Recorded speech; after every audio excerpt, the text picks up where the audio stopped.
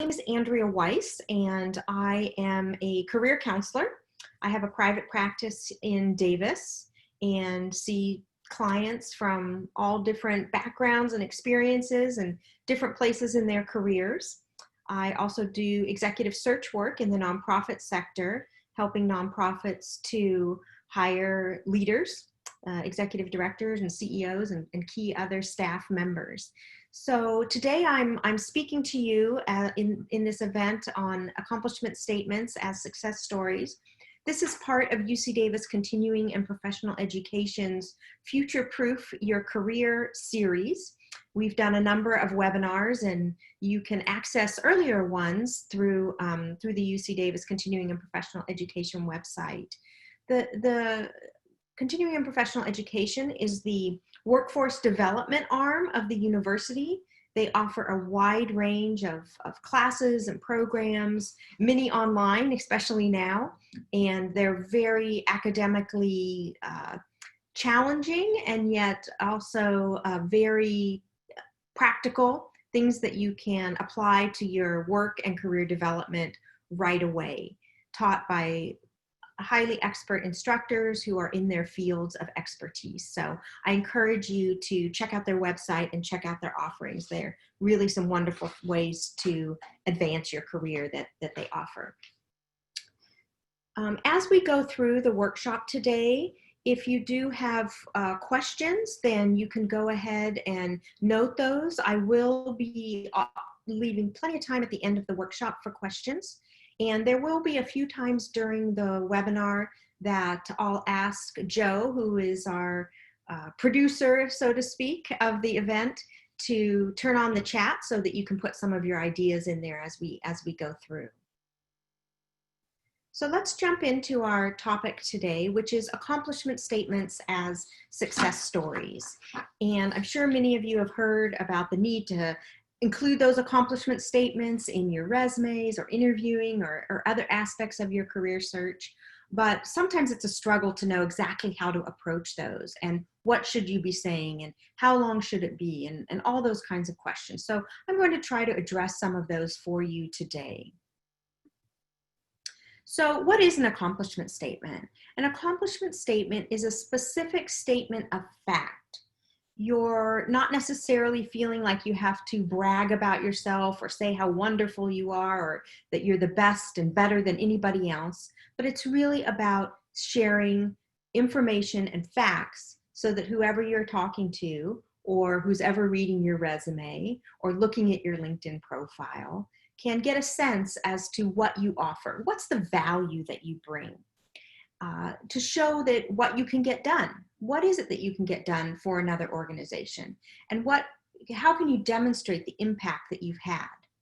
Many of you have probably heard that about behavioral interviewing, and the reason that organizations use that is because there is a strong belief that past behavior predicts future performance. And so these accomplishment statements are a way for you to express and tell the story of what you have accomplished in the past, what's been your past behavior, what has been the past impact that you've had on an organization or on your community, and how can you maybe bring that to a potential new employer. So where are some of the places where you might use these accomplishment statements? Where can they come in handy? Well, certainly on your resume, those bullet points that are under each of your jobs or each of the skills areas, depending on if you're doing a chronological or a functional resume format, the bullet points should be crafted as accomplishment statements. And of course, they're pretty brief, pretty short. They don't entail a lot of detail, but they give someone that initial taste of what maybe you're capable of. What have you accomplished? How have you performed in your past jobs that will indicate what you might do in a future job? You can also use these accomplishment statements in interviews. Of course, the story might be a little bit longer when you're in an interview, but in any interview, one of the things that makes for a really rich interview is to tell stories. I don't mean tell stories and go on and go off on tangents and ramble on, but to tell a clear, concise accomplishment story in an interview that relates to the position itself. So if someone were to ask you, tell me about your experience in X, that you would describe maybe how many years of experience you had in that skill, where you've done that, and then you would share an accomplishment, a story, if you will, that describes what you've done in that area. Performance evaluations are another place where you might use accomplishment statements. Sometimes, depending on how your organization is structured, you're often asked to write a self-evaluation, and in that self-evaluation, it oftentimes will ask you to describe your accomplishments over the past year. And so this would be an area where you could also use these stories to demonstrate what value you have brought to the organization over the year, or how you have met your objectives that are outlined in your job description during that year. Networking is another avenue where you could use these success stories. They can be the beginnings of a conversation, and then as you tell your story, that can be a way to extend the conversation and to make it relevant to the person that you're talking to. Writing accomplishment statements and success stories can also help you as you consider career options or different directions that you might take your career. Oftentimes we've had success and had accomplishments in areas that we enjoy putting our efforts into, and those can oftentimes be clues to the type of career or job that we might most enjoy doing going forward, or where our skills might fit. So one of the things that I recommend in terms of both developing your stories and also in terms of developing career options is to do an exercise where you would write down 10 positive experiences that you've had over the course of your career. And these could be related to your paid work. They could be related to things that you've done outside of work and volunteer activities, or even just in your personal life.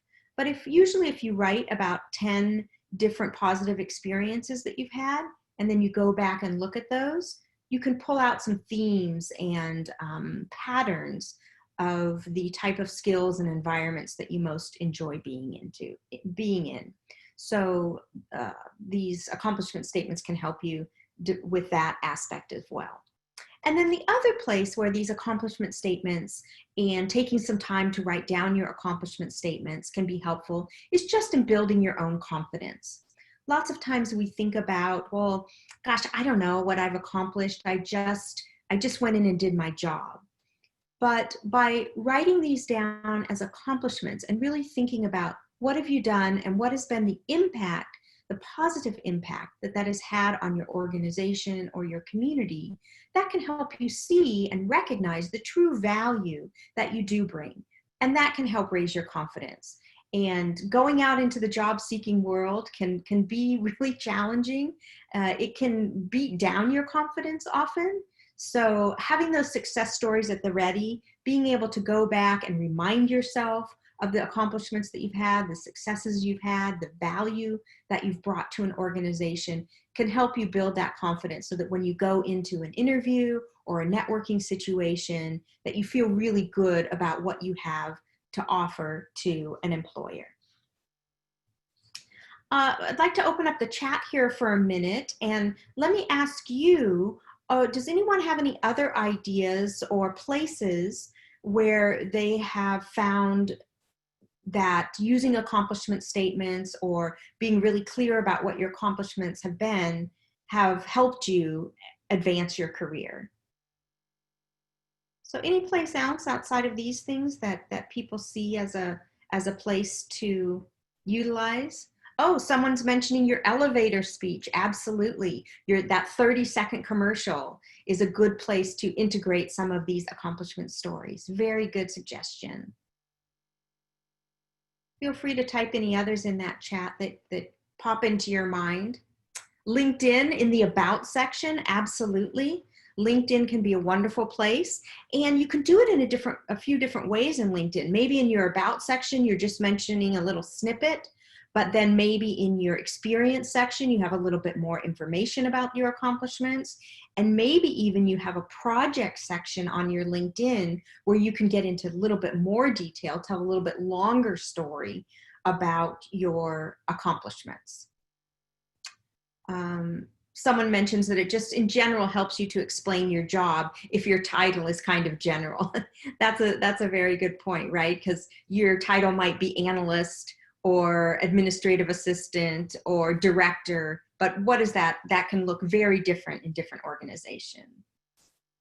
Wonderful, great. So feel free to add more in there, and we can share them as we go through.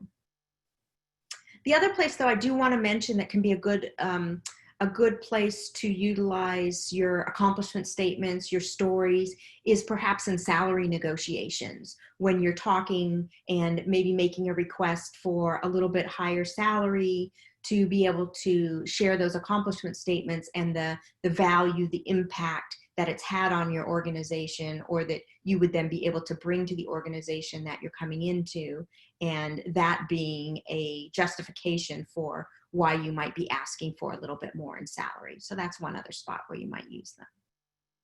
Terrific. So as I said, oftentimes when we think about, when someone says, tell me your accomplishments, or it's time to write your accomplishment statements on your resume, or you're preparing for an interview, and people always say, well, be sure to share your accomplishments. But you're just thinking, I don't know, I do a good job, I go in, I do my job, but what have I really accomplished? And sometimes we imagine that accomplishment has to be that we've invented a new product, or that we've saved the organization millions and millions of dollars.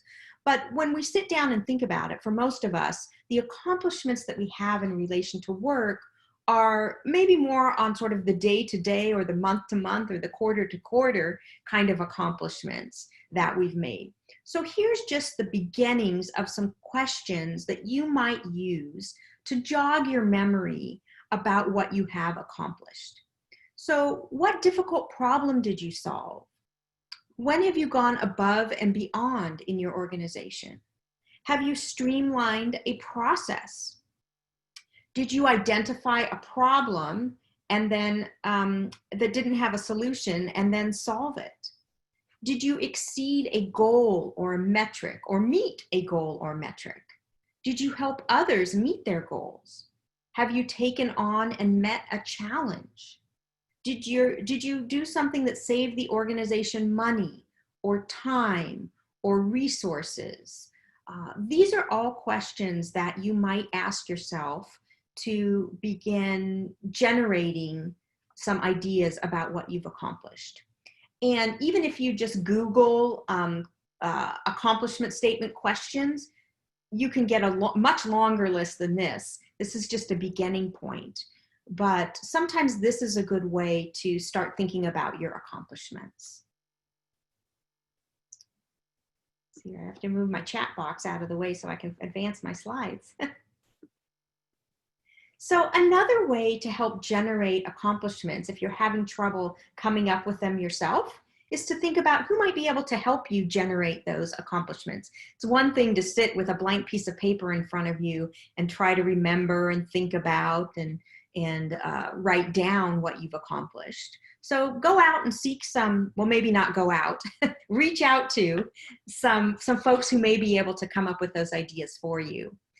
Your supervisor may definitely be able to speak to what you've accomplished, what they find valuable about what you've brought to the organization. Your coworkers can do the same. Sometimes family members can be a good resource as well. They remember those times when you were really busy, you were working hard on that project. They maybe celebrated the accomplishments with you. So they may be able to remind you as well of what you've accomplished over time. Other colleagues outside of your coworkers that you've collaborated with on projects or that you come in contact with regularly, they may also be able to help you think of and generate these accomplishments, these stories that you have. Look back at your past evaluations. That can be a good reminder. If you've had to write a summary of accomplishments every year, then use those as a starting point for developing ideas for your resume and for LinkedIn and for interviews. You can also look at who are your references or people who have written you recommendations on LinkedIn. They obviously think highly of you and think that you do have a lot to offer and that you probably have accomplished quite a bit. So reach out to them and brainstorm a little bit with them as well. And these routes can all be helpful to you in generating these ideas of what your successes have been. So once you've kind of got the raw material of your accomplishments, and you've got a list or you've got long paragraphs or pages written, then it's the time to start thinking about getting those accomplishments, getting those stories into something that can be easily articulated. So it's kind of like if you're writing an essay and you're just kind of brainstorming and you're throwing everything together, then you can't just turn that in, right? You have to go back, you have to do some editing, you have to think through and take out the information that's not as relevant and focus in on what the true relevant things are in that story. So I want to share with you a formula, if you will, that you can use. And I'm sure many of you have probably seen this or seen something like it before. And the formula that I want to share with you is the STAR formula. So as I said, many of you have probably heard of STAR. Perhaps maybe you've also heard of, sometimes it's referred to as CAR, C-A-R, or PAR, P-A-R. So with STAR, we talk about the situation, the task, the action, and the result. So, and as I said, CAR would be what challenge have you faced? What's the action you took and what was the result? And PAR is P for problem. What's the problem that you had to tackle? What was the action that you took and what was the result? So, whichever acronym you like the best, STAR, CAR, or PAR, they all sort of flow into the same thing. But this is a nice little formula that you can use when you're taking all that information you've gathered and you're trying to get it into a nice, clear, concise way.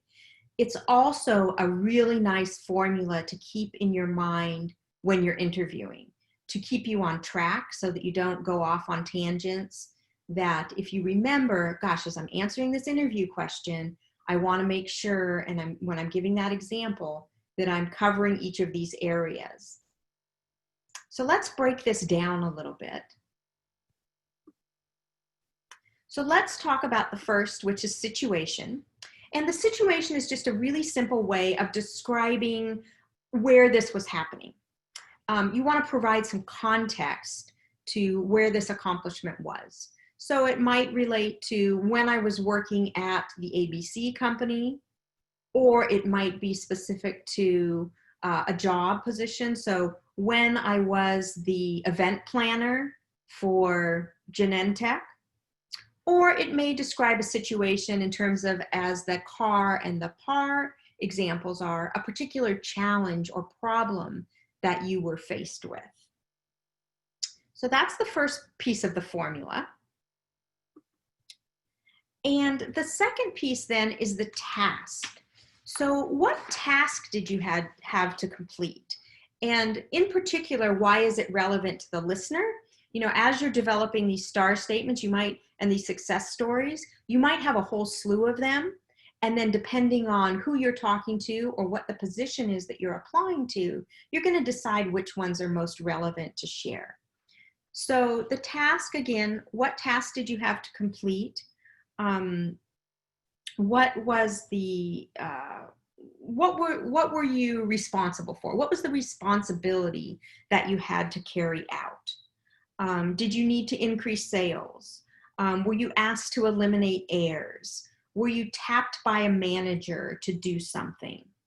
And both in describing the situation and in describing the task, as I said, you want to give some detail, but you don't want to give every detail. If you give too much detail, it's hard for people to focus on what's important.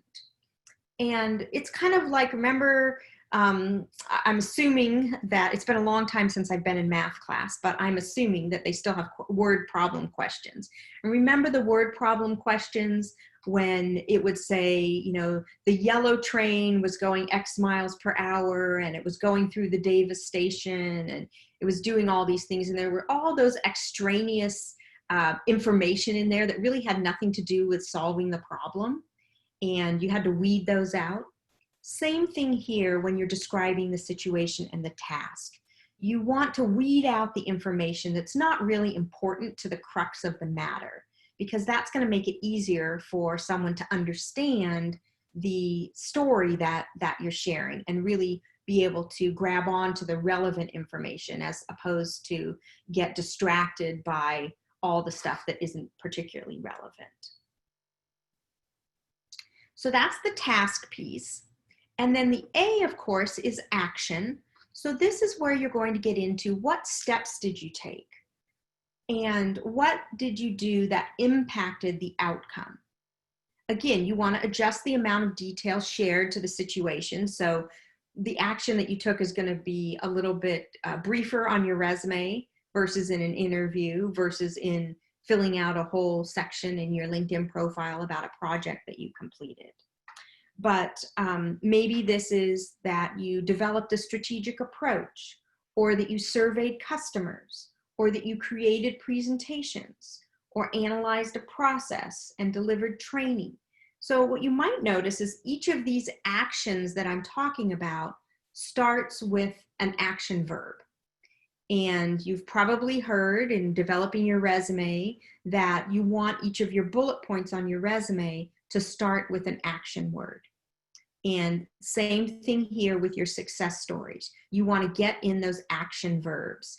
And what should those action verbs be? They should be the same skills that are described in a job announcement. So if the job announcement talks about having a requirement of analyzing or developing or implementing or building, then those, you want to mirror those same action words in your success stories. And then finally, that R, and that R stands for result.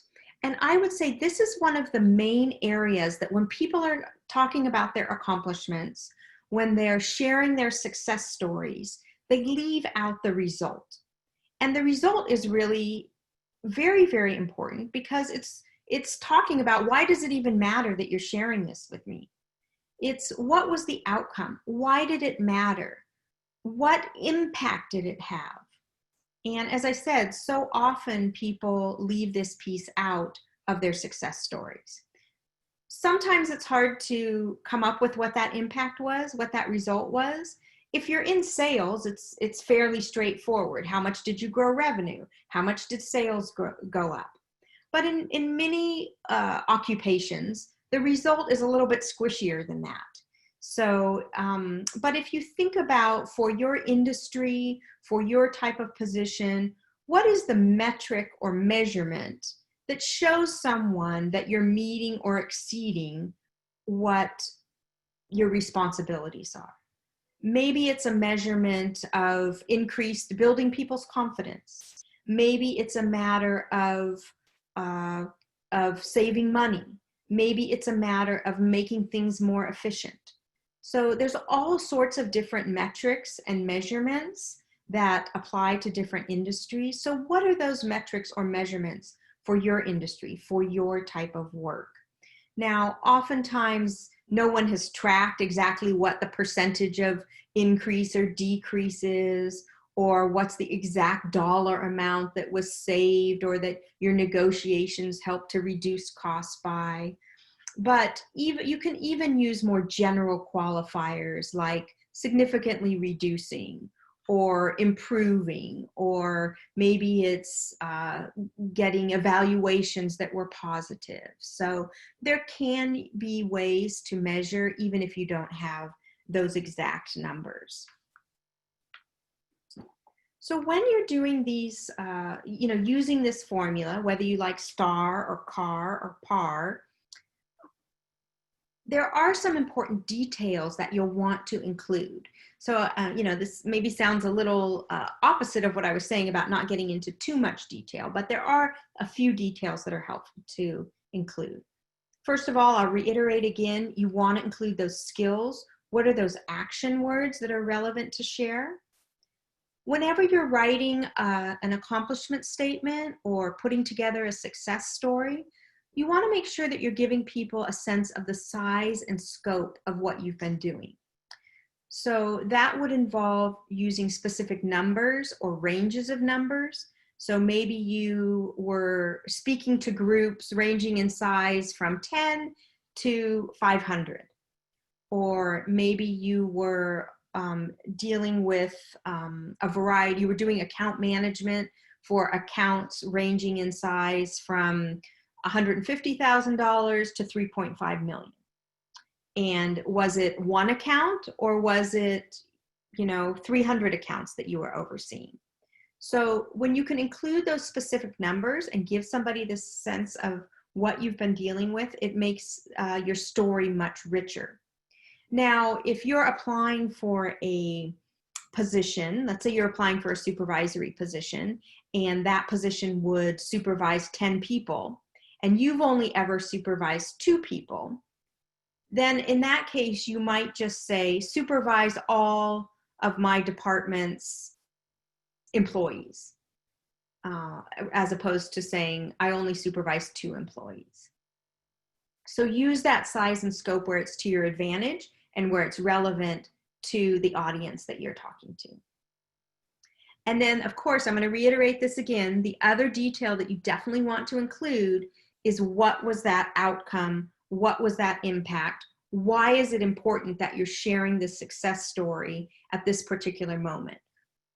Ideally, because it's relevant to the job that you're applying for, it's relevant to the audience that you're speaking to, and so why are they going to care that you had this particular accomplishment?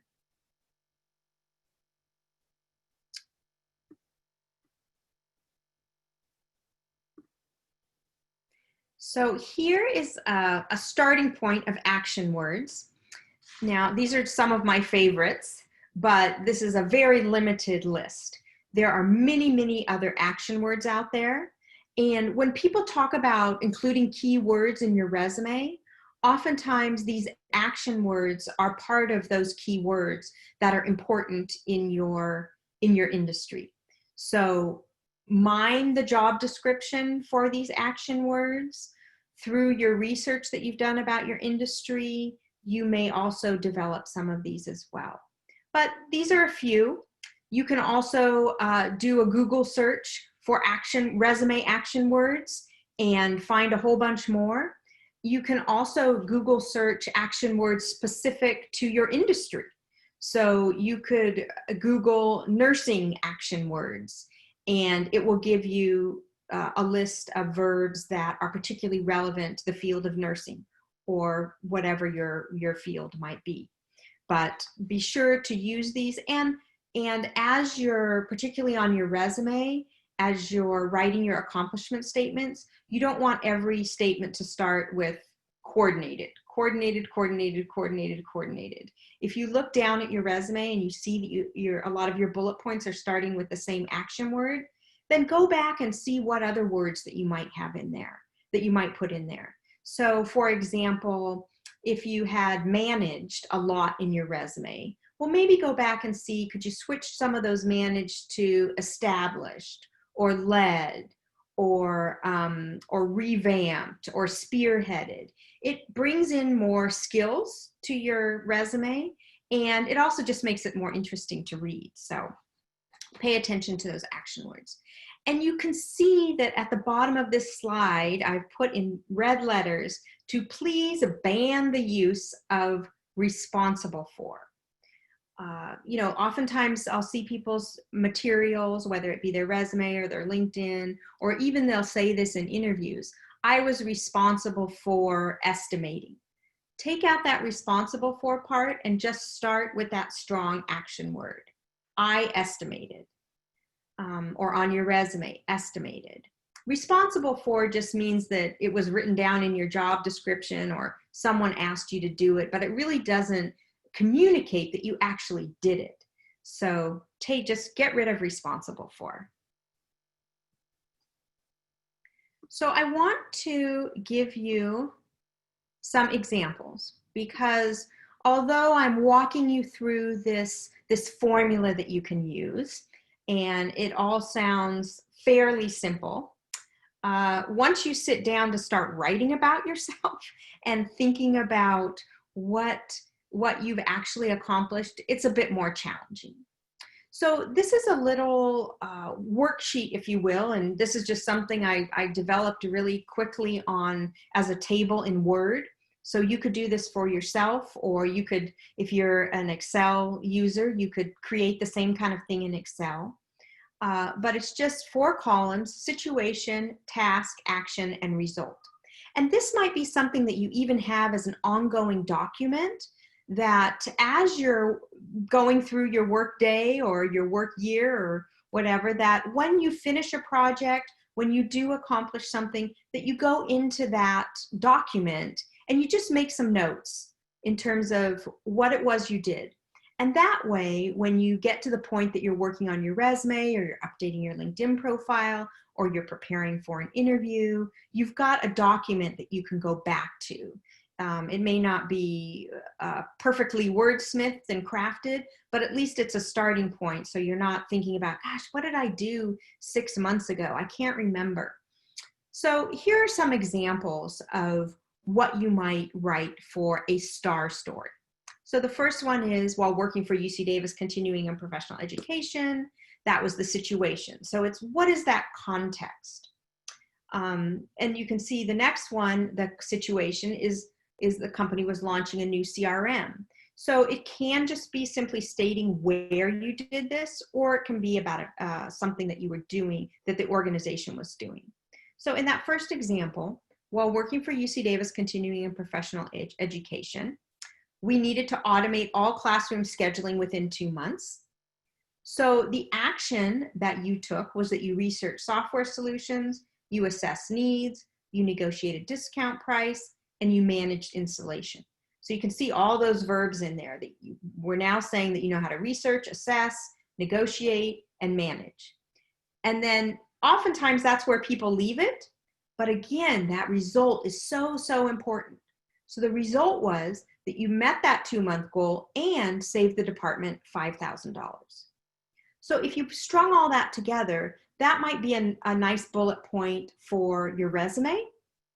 And then of course you would expand on that for other situations. And I'm going to show you in the next slide or so here how you might go about doing that. So you can see the next example there is, the situation was that the company was launching a new CRM system, a new customer relationship management system. And you were asked, the task was that you were asked by the division manager to conduct training for all the employees. So the action that you took was that you designed and delivered 10, and see you got those numbers in there, 10 informative and engaging presentations per week for 4 weeks through classroom training and webinars. So there's some detail in there and there's some verbs in there. And again, what was that result? Don't forget the result. You received positive evaluations for the training, and employees had minimal issues using the new CRM. And see, that's a much more general result, because maybe in this case, no one actually measured, what percentage their knowledge increased by. And there's a couple of other examples there that you can read. And sometimes it is helpful to, look at success stories or accomplishment statements on other people's resumes, on other people's LinkedIn profiles. It sort of gets you used to what they should look like. So don't be afraid to do a little research, do a little reading, read some more examples before you sit down to try to develop your own. So what I'd like to do is just take a couple of minutes of quiet here, and using this worksheet as an example, just take a moment and write down for yourself an accomplishment statement. So what was the situation? What was the task that you were being asked to undertake? What action did you take to complete that task? And what was the result? So I'm gonna set my timer here for a couple minutes. Doesn't have to be perfect, but I'm gonna give you a moment right while we're here in the moment to write yourself an accomplishment statement. And then we will come back, and as you're writing those, you can, oh, I lost my whole screen here. But go ahead and write one of those while I try to get my screen back. And then if you would like to share yours, then go ahead and in the question and answer box, or actually in the chat box, we'll have Joe open up the chat box again. Go ahead and type your accomplishment statement there.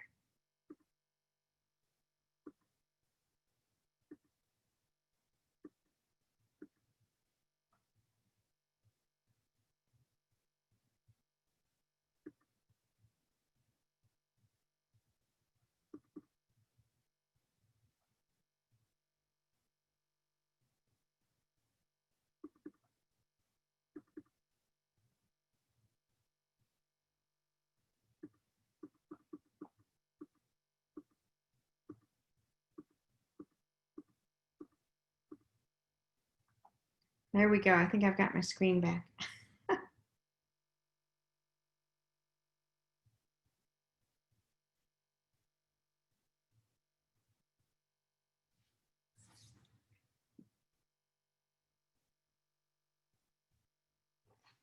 A little quiet here.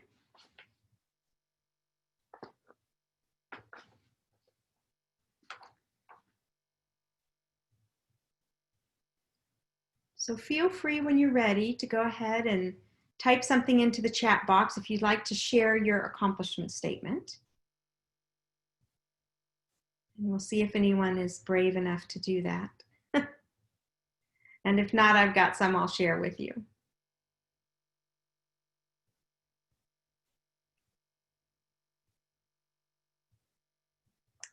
All right, so we'll leave the chat open if you want to put yours in there, but let me also share with you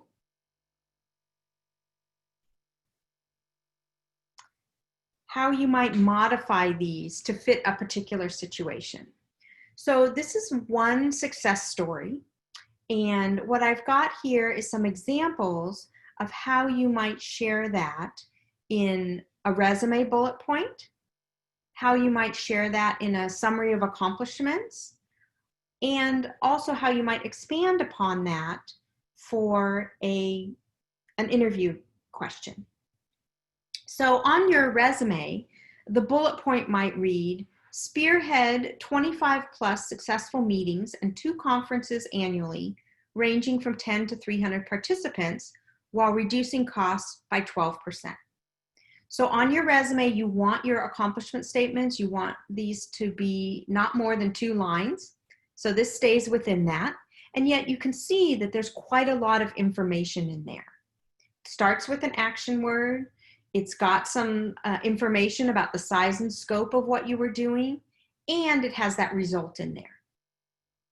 Now on an evaluation and your summary of accomplishments, and this might be even a way that you might describe this accomplishment on your LinkedIn profile, you can see there's a little bit more detail there. Spearhead over 25 successful meetings and 2 conferences this fiscal year, ranging in size from 10 to 300 participants. And then there's some information in there about who those participants were. Involves securing speakers and entertainment, negotiating hotel and catering contracts, and planning social activities in order to create engaging, fun, and memorable events that advance the company's goals. Through careful attention to detail and budget, was able to reduce costs by 12%. So a little bit more detail, but basically telling the same story.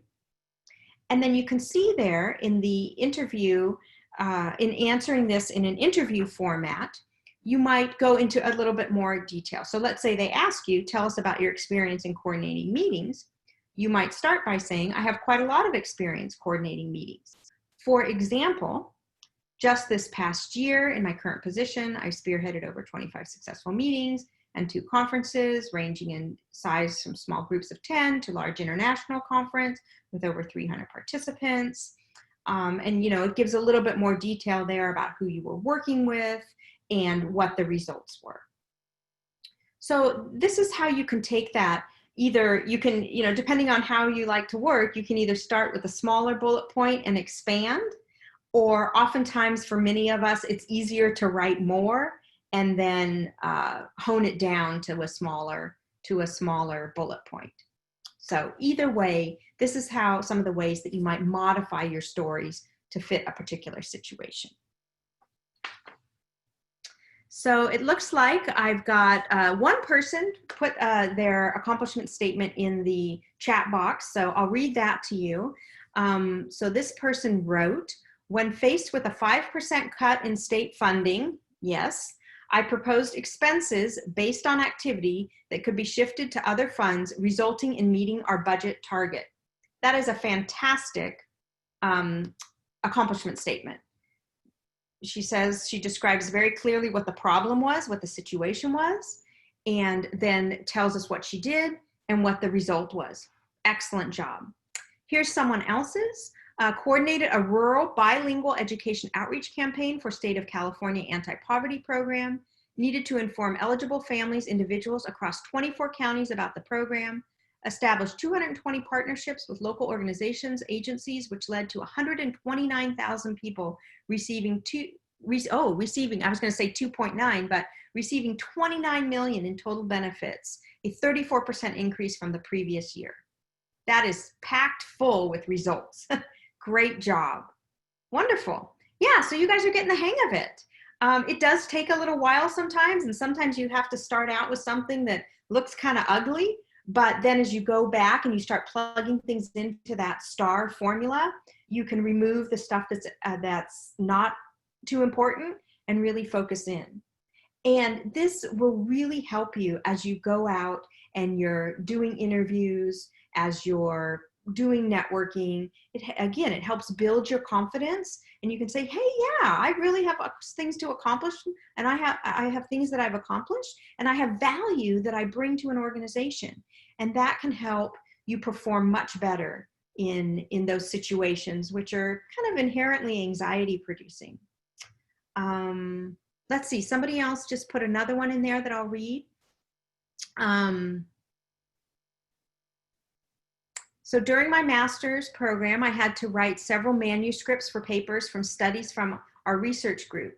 For that, I had to go through their studies and write the paper. As a result, the number of manuscripts submitted and accepted this year is higher than ever.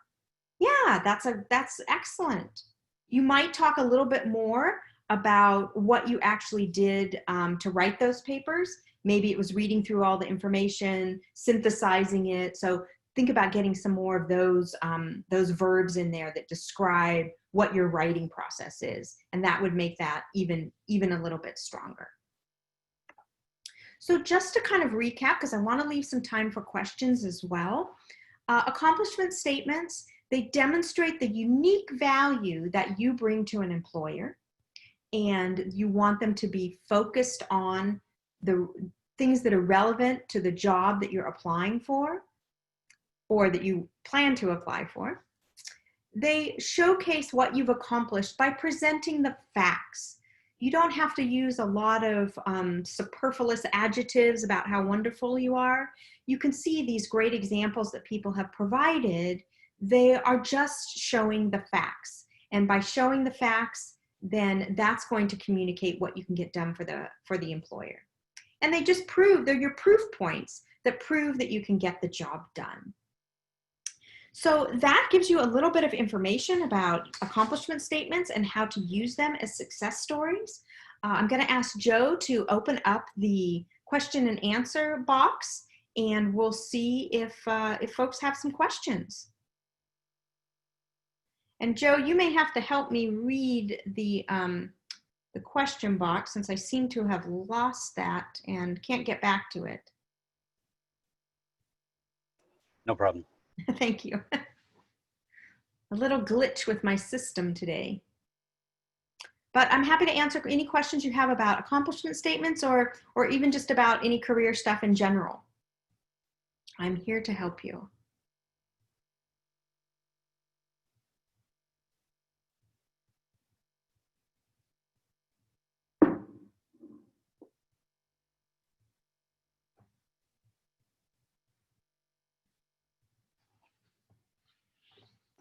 Someone did comment in the Q&A box that one possible use for an accomplishment statement is when you're involved in inter-organization or agency team meetings or work groups, because it helps explain context and also provides possibilities for career advancement. Excellent. Yes, very good suggestion. Very good suggestion.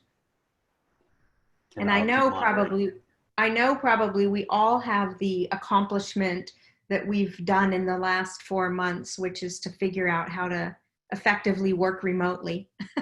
So you can start with that on your accomplishment statement worksheet.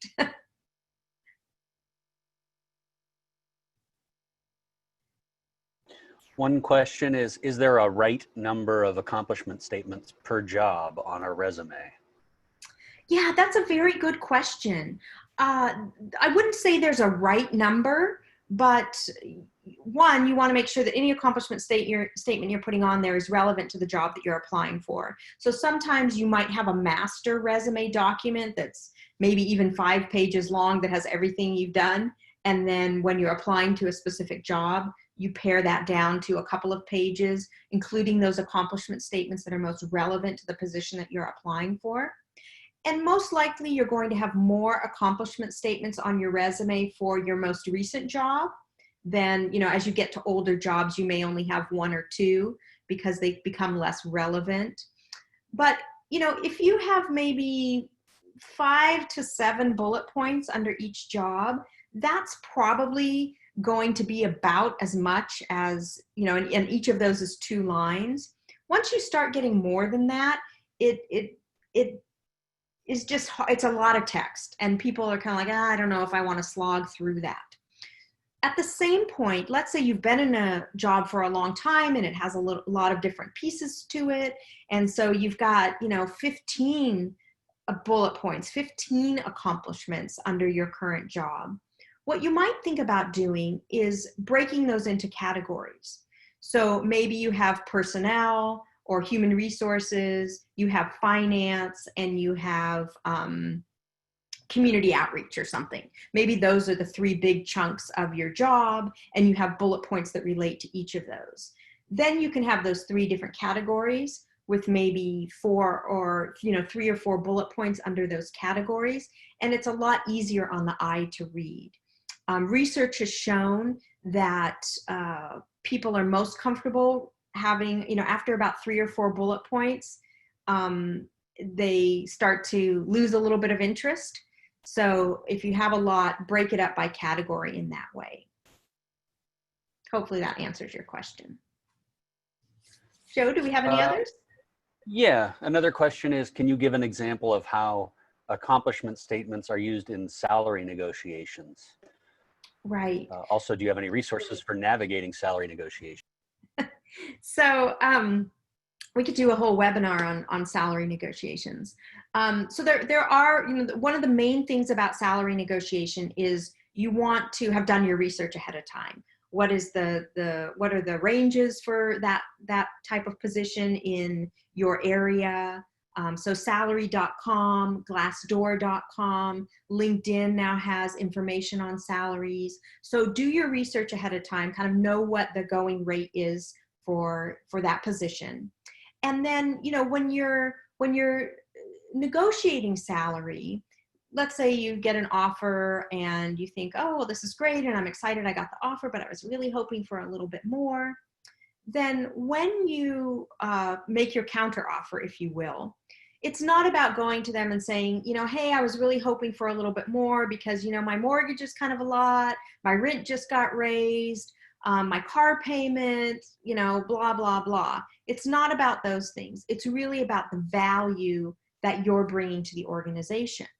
So if you're going to go back and say, gosh, I'm wondering if you had any flexibility with that, with your offer, with your salary offer, I was really hoping, given my background and experience, that, I would be making an additional $5,000. One of the reasons that I think that would be justified is because, and in that because is where you might share that accomplishment statement. Because when I was working at UC Davis, I developed a very similar program to the one that you'll be asking me to do in this new position. So I've done a lot of the research. I've done pilot projects with this. And so I feel like I can really hit the ground running and make the same kinds of improvements really quickly in your organization. So that might be a way that you might use an accomplishment statement, a success story, when you're talking about salary negotiations. Great. Someone else asks, they mentioned that it's kind of off topic, but also you mentioned functional versus chronological resumes. When would one use a functional resume? Yeah, so a functional resume would be when you're putting more of the focus on the skills as opposed to your chronological job history.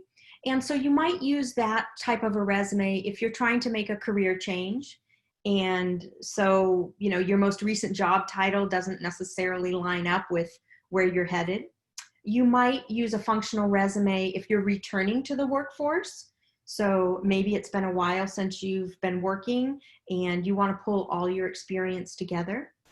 You might also use a functional resume if there have been some significant gaps in your resume. Let's face it, these days we all have, or many of us have, small gaps in our resume because of layoffs or reorganizations or caring for an elderly relative or taking care of kids or all sorts of different things, right?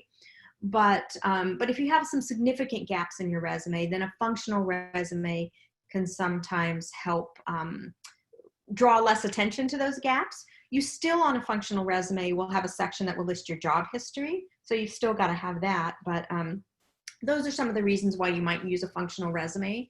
The other reason you might use a functional resume is if you've been in a job, the same job for a very long time, either in the same organization or from organization to organization to organization, and you feel like, gosh, I'm doing my chronological resume, but I feel like I'm just repeating myself under each job, then that might be the time to go to a functional resume as well. So you don't have to keep saying over and over again that you did the same things for each position.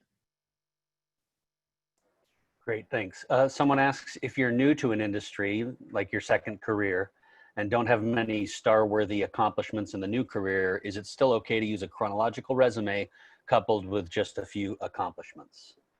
It might be, it kind of depends on your specific situation. And that's where you might think about transferable skills.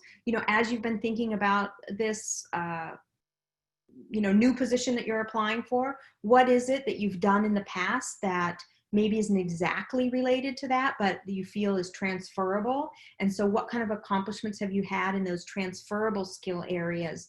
Those might be things that you want to focus on more in including in your resume. One other question, what do you do when your accomplishments fall on deaf ears with your current employer? Maybe it's time to look for another position.